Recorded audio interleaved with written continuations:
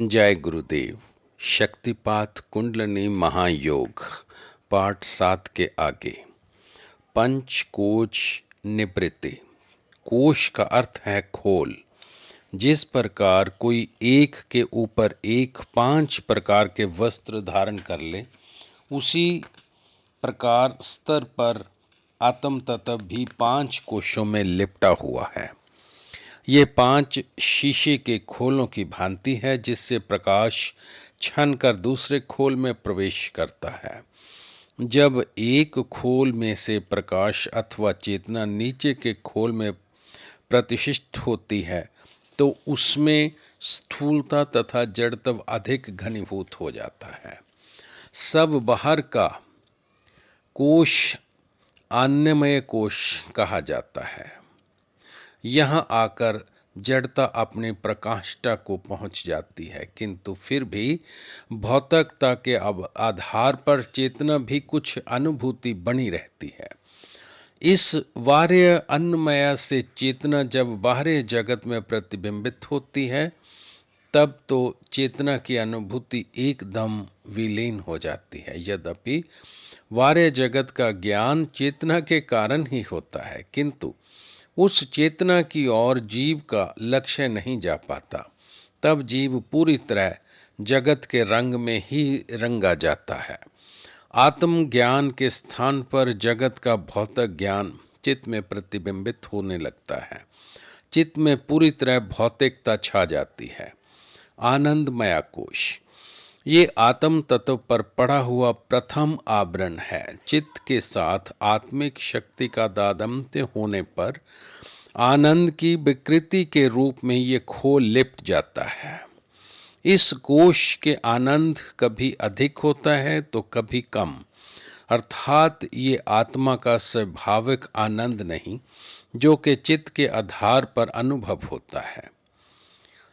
जब शक्ति से जड़ चित्त जगत को अपने से भिन्न देखता है, तो ये आवरण आ जाता है। जब जड़ चेतना की ग्रंथि भी इसी कोश में पड़ जाती है, जिस कारण इसी को अविद्या या कारण शरीर भी कहा जाता है।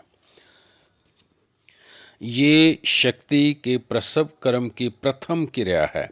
अज्ञान की प्रथम ग्रंथि से उदय ग्रंथि को यहाँ अहम को असीमता का नाम दिया जाता है। यद्यपि असीमता सात्विक तथा आत्मा के बहुत समीप होती है, किंतु फिर भी जीव के भावी दुखों का मूल कारण यही है।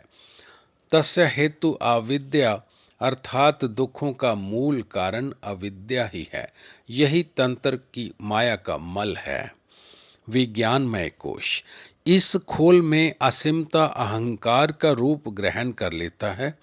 वास्तविक दृष्टा तथा ज्ञाता को पीछे धकेलकर चित्त में मैं ही करता हूँ का भाव पैदा हो जाता है। यही जीव भाव है। आत्मा भाव आत्मा से पतित होकर चित्त में स्थिर हो जाता है। तब अकर्ता आत्मा को कर्ता मान बैठता है। मेरा आत्मा सुखी है, दुखी है आदि समझने लगता है। इस प्रकार विपरीत ज्ञान इसी कोश की देन है। जगत बहुत बड़ा तथा अपने आप को छोटा समझने का भाव पैदा हो जाता है। यही तंत्र का आनवमन है। अनु में शक्ति तो कुछ होती नहीं, किंतु शक्तिमान बुद्धिमान होने का मिथ्या अभिमान बहुत होता है। जीव ना होता हुआ भी कृत्य भोग तत्व के चक्कर में उलझ जाता है। मनोमय कोश इस कोश में अहंकार में इच्छा शक्ति उदय से उठती है, जिससे चित्त में सबरूप विकल्पात्मक रूपी मन की क्रिया आरंभ हो जाती है। मन ज्ञानेंद्रियों से युक्त होकर जगत का विपरीत ज्ञान संचय करता है।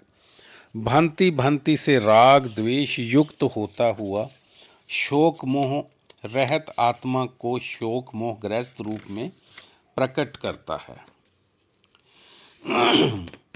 आत्मा में कोई शंका नहीं, किंतु उसे शंका युक्त प्रस्तुत करता है। चित्त के अंतर का अहंकार अभिमान के स्तर पर नीचे उतर आता है। संस्कार संचय इसी कोश का कार्य है, क्योंकि इच्छाएं कामनाएं यहाँ ही स्थान पाती हैं। मन की आसक्ति भी यही होती है, जो कि संस्कार संचय का मुख्य कार्य है। सुखी दुखी तो अहंकार होता है, किंतु उसकी प्रथम अनुभूति मन में होती है। इस प्रकार चेतन प्रसव कर्म में नीचे उतरता हुआ एक के पश्चात एक खोल पहनता चला जाता है। मन तथा ज्ञान इंद्रियों का संयोग इसमें मुख्य आधार है। जय गुरुदेव।